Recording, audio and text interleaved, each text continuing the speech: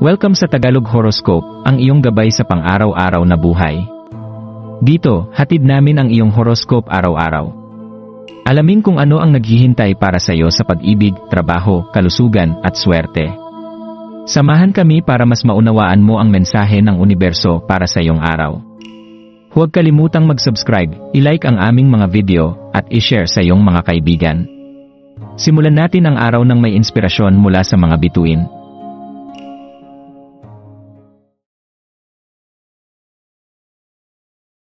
Narito ang iyong pang-araw-araw na horoscope para sa Leo ngayong Enero 30, 2025 ngayong araw, habang ang buwan ay nagpapahinga sa makabago at malikhaing pag-sign ng Aquarius. Ang iyong likas na karisma ay sumisikat pa ng mas maliwanag na nag-aakit ng mga admirador patungo sa iyong orbit. Ang araw na ito, Huwebes, ay nag-aalok ng isang pagkakataon para sa malalim na koneksyon, kung saan ang iyong natatanging enerhiya ay maaaring magbukas ng mga kaswal na pagkikita tungo sa mga makabuluhang palitan ng ideya at karanasan. Kung titignan mo ng mabuti ang iyong mga iniisip at nararamdaman, mapapansin mong ang simpleng konsentrasyon sa iyong mga layunin at interaksyon ay magdadala ng mas malaking kabuluhan sa iyong mga karanasan. Ang pagiging tapat at masusing pag-isip ay makakatulong sa iyo upang maging mas epektibo at makulay sa pakikisalamuha sa mga tao sa paligid mo. Ang iyong presensya ay hindi lamang nakikita, kundi nararamdaman din, kaya't ang bawat aksyon at bawat salita mo ay may malalim na epekto sa iyong mga kapwa. Sa araw na ito, ituring mo ang oras na ito bilang pagkakataon upang muling buhayin ang iyong pisikal na katawan at linisin ang iyong isipan sa pamamagitan ng nakapagpapalakas na ehersisyo. Ang paggalaw at pagpapawis ay hindi lamang nakakatulong sa iyong katawan, kundi nagbibigay din ito ng mental na kalinawan at inspirasyon. Pagtuunan ng pansin ang iyong pisikal na kalusugan at kagalingan. Ang katawan ay may kakayahang magsilbing templo ng iyong espiritu, kaya't sa bawat galaw ay nagiging mas konektado ka sa iyong mas mataas na layunin. Ang simpleng pisikal na aktibidad, tulad ng paglalakad, pagtakbo, o yoga, ay magdudulot ng mas mataas na antas ng enerhiya at lilikha ng mas malawak na espasyo para sa malikhaing pag-isip. Habang pinapalakas mo ang iyong katawan, pinapalakas mo rin ang iyong koneksyon sa sarili at sa mga pagkakataong magbukas sa iyo sa buong araw. Sa pagdaan ng araw, maglaan ng sandali upang kilalanin at pahalagahan ang mga pananaw ng mga tao sa paligid mo. Ang iyong likas na kakayahan na magmingming bilang isang leader ay lalong pinapalakas kapag nakikinig ka ng buo at pinapahalagahan ang mga saloobin ng iba. Huwag kalimutan na ang pamumuno ay hindi lamang tungkol sa pagpapakita ng iyong lakas at tiwala sa sarili, kundi pati na rin sa pagpapakita ng malasakit at pag-unawa sa mga pangangailangan at pananaw ng iyong mga kasama. Ang ganitong klaseng komunikasyon ay nagbibigay ng lakas sa bawat isa at nagpapalalim ng iyong mga ugnayan sa mga tao.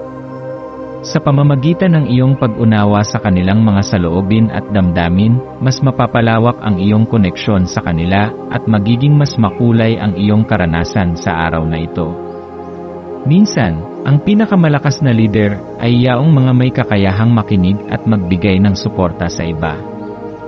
Ngayong araw, kung mayroon kang pagkakataon, isaalang-alang ang pagkakaroon ng isang pagtitipon o kasiyahan kasama ang mga kaibigan o kilala mo. Ang iyong masiglang presensya ay nagbibigay inspirasyon at nagiging dahilan ng malayang talakayan at bukas na komunikasyon. Ang iyong natural na charisma ay nagbibigay daan upang mas mapalapit ka sa mga tao, kaya't gamitin ito upang hikayatin ang isang makulay na palitan ng mga ideya at damdamin.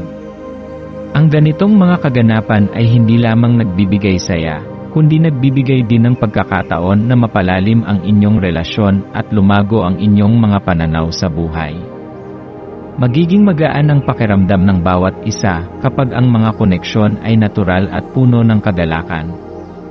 Ang araw na ito ay isang paalala na sa mga simpleng pagtitipon at mga masayang oras kasama ang mga mahal sa buhay nakikita natin ang tunay na halaga ng pagkakaroon ng mga tunay na relasyon at ang pagpapahalaga sa mga oras ng sama-samang kasiyahan. Sa pagtapos ng araw, maglaan ng sandali upang magnilay-nilay at magpasalamat sa mga koneksyon at relasyon na mayroon ka. Hindi mo kailangang maglakbay mag-isa sa buhay, ang mga taong nakapaligid sa iyo ay nagbibigay lakas at inspirasyon. Ang pagiging bukas sa kanila at pagpapakita ng pagpapahalaga sa kanilang mga kontribusyon sa iyong buhay ay magdudulot ng mas magaan at mas masayang enerhiya sa iyong paligid. Kung nakatagpo ka ng mga hamon sa araw na ito, tandaan na ang bawat pagsubok ay pagkakataon na magbukas ng mga bagong pananaw at oportunidad. Ang mga pag-uusap at interaksyon na nangyari ngayong araw ay nagbibigay ng gabay para sa mga susunod na hakbang na tatahakin mo. Sa pamamagitan ng pagpapakita ng malasakit at pagpapahalaga sa mga tao sa iyong paligid, ang iyong araw ay magiging puno ng positibong enerhiya at mas magaan ang pakiramdam. Sa pangkalahatan, ang araw na ito ay nag-aanyaya sa iyo na gamitin ang iyong likas na charisma at lakas bilang inspirasyon sa iba. Maging bukas sa mga posibilidad ng koneksyon at ugnayan, huwag palampasin ang mga pagkakataon na magbigay ng positibong epekto sa iyong kapwa.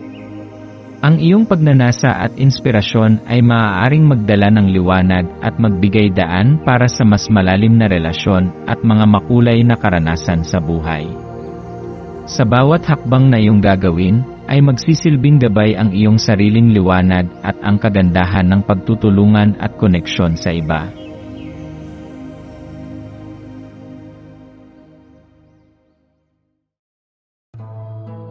Maraming salamat sa panonood ng iyong horoscope ngayon araw. Naway gabayan ka ng mga bituin sa iyong landas. Huwag kalimutang mag-like, share, at subscribe para sa iba pang cosmic na kaalaman.